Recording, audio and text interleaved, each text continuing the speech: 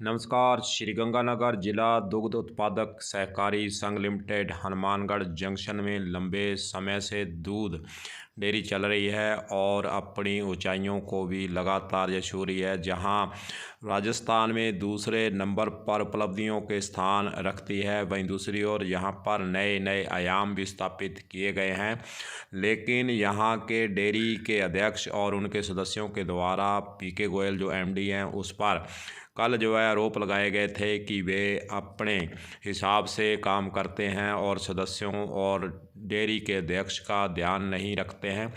उसके उत्तर में MD dairy पीके गोयल ने जो जवाब दिया है, जो उन्होंने कहा है, वह भी आपको सुनाएंगे कि किस प्रकार उन्होंने उन सारे आरोपों को निराधार बताया है। पहले आपको वह जवाब सुनाते हैं कि पीके गोयल एमडी ने क्या कहा है, सुनिए।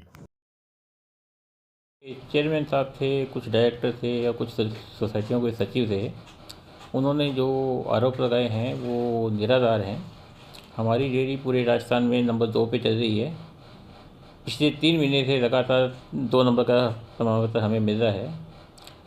मैं पिछले 5 साल से, जब से यहाँ पे एमडी बना हूँ, तब से लगातार डेयरी प्रॉफिट में चल रही है। हमने कई बड़े काम ऐसे किए हैं जो पूरे राजस्थान में पहली बार हुए हैं। जैसे कि हमें एक साल में 1 करोड़ रुपये इनकम टैक्स देना पड़ता था पहले, तो पिछले 5 साल से हमने उसको बिल्कुल फ्री करवा दिया है। इससे लगभग 10 लाख रुपये महीने की बचत हो रही है डेयरी को। इसी प्रकार हमने नया सोलर प्लांट लगाया है 600 किलोवाट का। वो पूरे राजस्थान की डेयरियों में नंबर 1 है, पहला नंबर प्लांट है। उससे हमें 5 लाख रुपये की बचत हो रही है। ऐसे ही कई भंडार गोदाम बनाए हैं। गोदामों से हमें किराए में बचत हो रही है, उनकी लोडिंग अनलोडिंग से बचत हो रही है। हम जो किसान को आज रेट दे रहे हैं दूध का, वो राजस्थान की 23 डेयरियों में से पहले 5 में हम आते हैं। उसमें से भी जो पहले 5 में भी 2 डेयरियाँ ऐसी हैं जिनका जो दूध का भुगतान है वो 2-3 महीने देरी से चल रहा है। जो सही टाइम पे भुगतान करने वाली है वो मात्र 3 डेयरियाँ हैं, जिसमें हनुमानगढ़ भी एक है। और इसी तरह जो हमारे मार्केटिंग की प्रोग्रेस है वो भी हम 14% प्लस में चल रहे हैं गत वर्ष से। और प्रोक्योरमेंट में हम लगभग 37-38% प्लस में चल रहे हैं। ये कुछ ऐसे लोग हैं जो कि कुछ मतलब कि अपने फ़ायदे के लिए ऐसे इसका कि झूठा भ्रामक प्रचार करते हैं।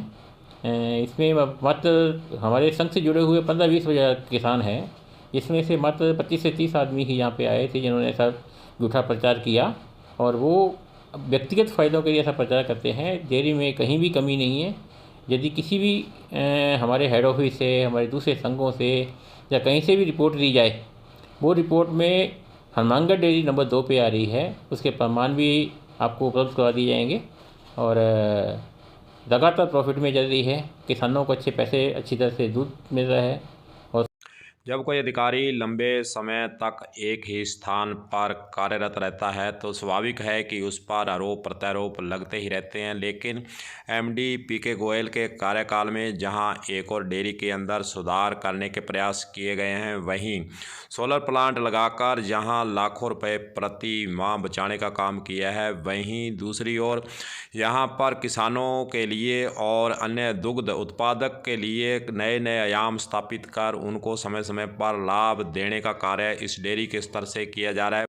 वहीं दूसरी ओर डेयरी के अच्छे कार्यों को देखकर समय समय पर अवार्ड भी जहां दिए गए हैं, वहीं दूसरी ओर उच्च न्यायालय के अंदर एक रिट याचिका कर जो इनकम टैक्स डेयरी पर लगता था, वह भी लाखों रुपए प्रति वर्ष बचाने का काम राजस्थान में पहली बार हनुमानगढ़ के अंदर किया गया है।